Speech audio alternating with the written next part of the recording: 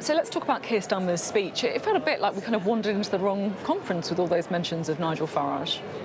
Well, I think this was a very patriotic, powerful speech from Keir Starmer. And many of the themes that he's talked about before, things that I think he's referred to in previous speeches, but really very strongly coming together today. That sense of a really optimistic view of Britain's future, the renewal of Britain for the future, but also very practical things about what does that mean you have to do to make the country work for everyone, which it doesn't at the moment. So you heard about gold standard apprenticeships, for example, really valuing some of those vocational jobs that just haven't been in the past, and also modernising the National Health Service, the new online appointments as well for people, because the NHS is something that has been run down, but we do need it for our future. It felt like it was almost trying to kind of define the choice at the next election, Labour and Reform. And I was interested to see Nigel Farage's reaction. He said, I used to think the Prime Minister was a decent man, thought he was a profoundly decent human being. I'm completely shocked at his behaviour.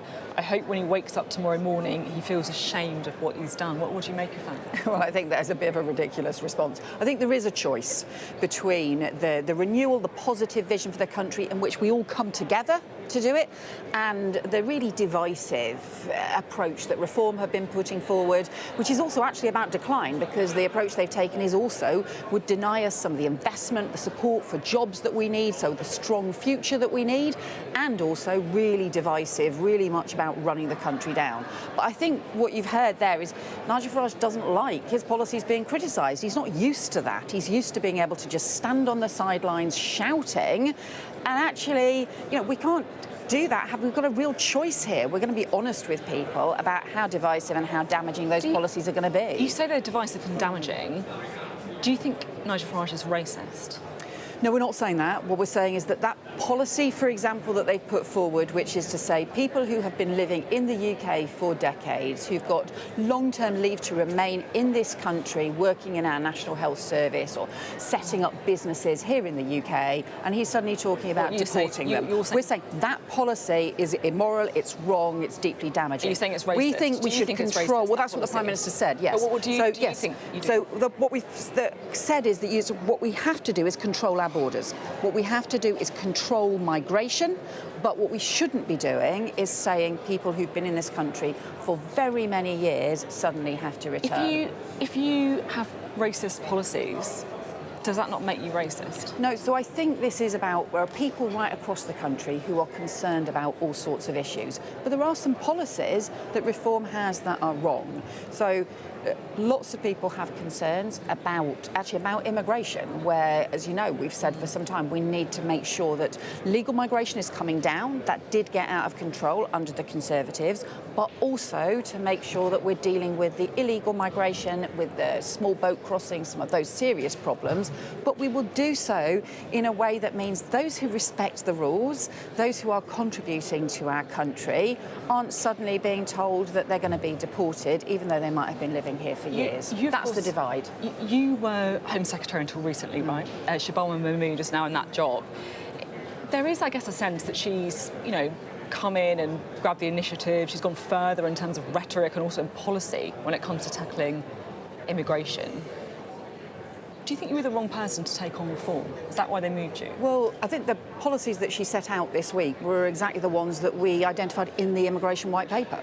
So ensuring that actually people should be contributing in order to stay in the UK. So credit for those are exactly the policies that we started that she's now taking forward. And it's brilliant that she is taking those policies forward. Likewise, we've seen some of the policies, for example, about returns to France that I'd set out before that Shabana is now taking forward. So I think this is very much about us working together to make sure that we can deliver the kinds of controls and reforms that we need. Was it a bit frustrating to be moved from Home Secretary?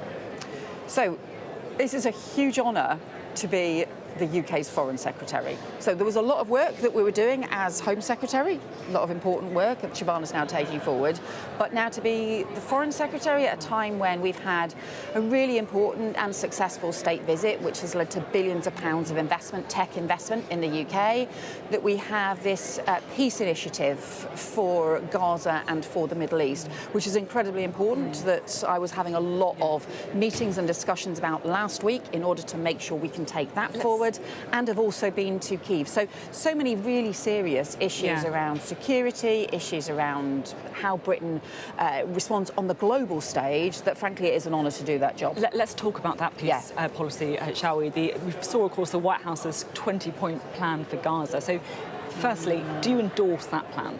Yeah, we strongly support this initiative. We need to take it forward. So we've been working with other countries. Arab states have been very involved in putting forward proposals that the US has now taken forward by setting out this plan this week. And we strongly support this initiative. We want all countries to come together and be part of it. And it is crucial that Hamas also accept, because we've got to get to the ceasefire, the release of all the hostages, and the restoration of aid, but also crucially to this proper pathway to a just and lasting peace for Palestinians and Israelis alike. It was interesting to see Tony Blair's involvement in this as a help broker it. Will also be on the kind of so-called board of peace. Have you spoken to Tony Blair about it? The government's been in touch with him, but this was a proposal that the President Trump has put forward. So but you have been one of the talking to Tony things. Blair about it. There have been lots of discussions underway with lots and lots of different people, but the particular proposals that President Trump has set out included, as you can see, these 20 different points. A lot of discussions about it. Well, one of them is talk about Tony Blair's one of them is this board for peace that President Trump will chair. He's also put forward Tony Blair to be one of the leaders and ex-leaders. We're expecting there to be a series of those as part of it. That is really important, but we also need to make sure that we've got progress on the other areas as well. I guess there might be some people asking today, why is Tony Blair involved in this? He's a kind of unelected, civilian. He was Prime Minister, decades ago. What's going on?